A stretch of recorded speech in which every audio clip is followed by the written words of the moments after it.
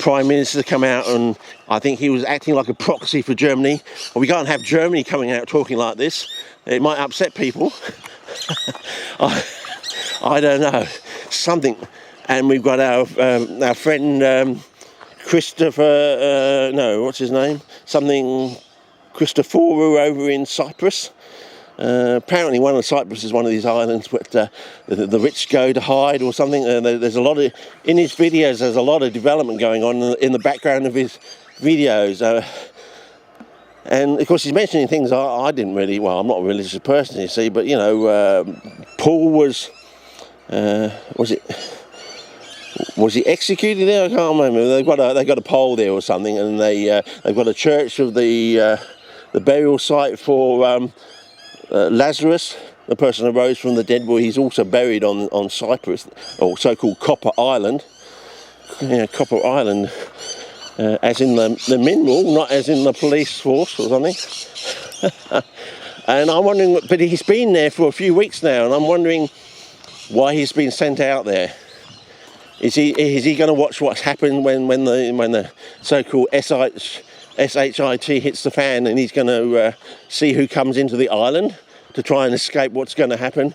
You know, nothing can stop what's coming, sort of thing. But yeah, I don't know, but we'll see.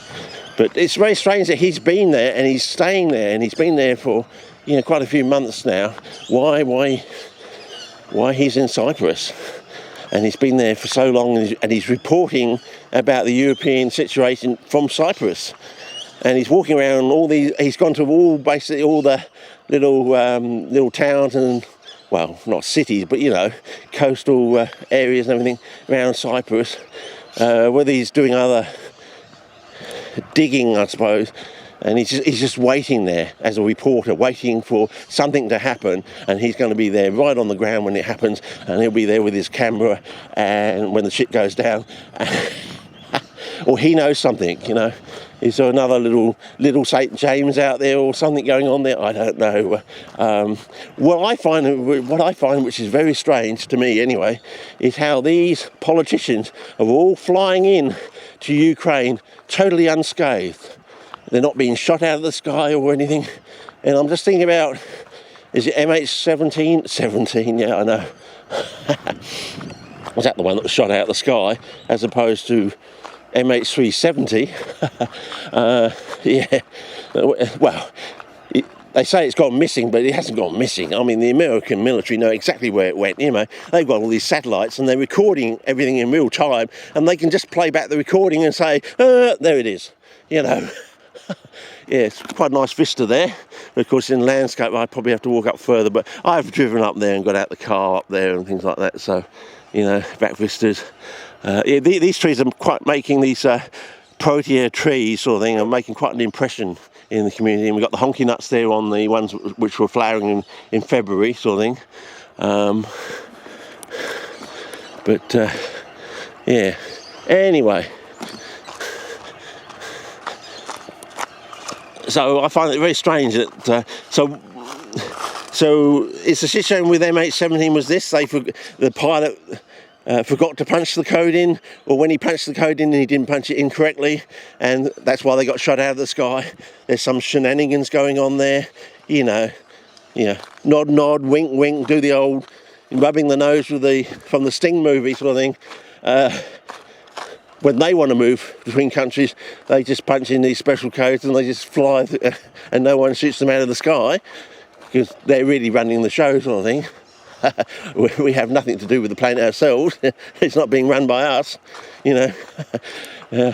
Anyway, or they talk about tunnels, you know, between continents. There's just been this speculation about tunnels between continents, and I say, well, they do have a lot of these TBMs, aren't they? Every time they have a TBM in this country, I say, well, why don't you either keep it in the country and do a few other major projects at the same time, or why don't we just say to the mining companies, hey, we could do with a few TBMs. How about you buy 3 or 4 of these this year and you don't have to pay any tax? And the mining companies look at their their leisure books and say, wow, 1/4 the price of our tax bill. You're on. Because we want the TBMs in the country now, so we can do the work now, not gas bag for 10 or 12 or 13 years about doing something. You know, how long are we going to be talking about solar before the first shovel gets in the ground? You know, as I said, I saw half my neighbourhood go solar on roofs. These are personal people using it and putting them up on their houses in 5 years, and in the 6th year, the next year, the same amount again. So you know, obviously people are impressed by these things, but of course they were lured with the concept or the idea. How do I get across here again? They were lured or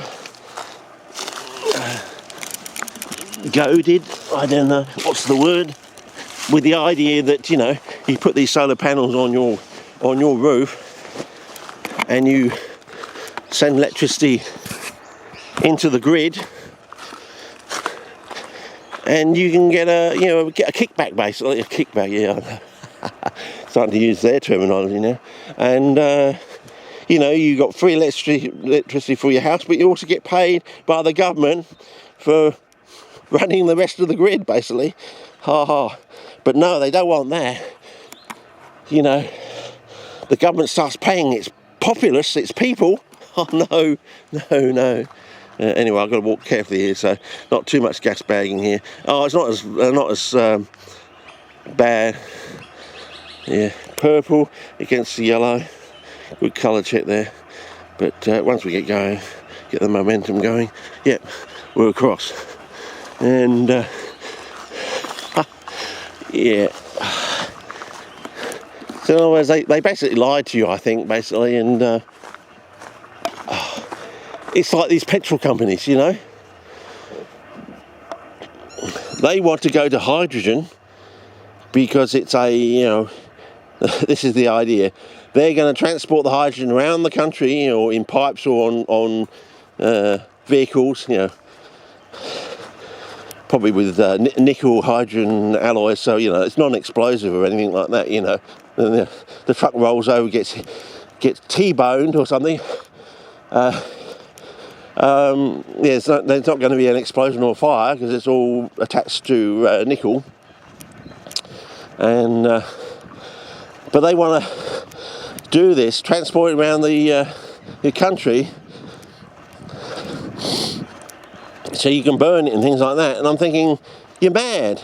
Just have a bank of solar panels on your factory or near your factory, and you smelt the aluminium using the electricity. Why are you taking electricity from the solar panels, storing it, sending it to the factory for them to take time?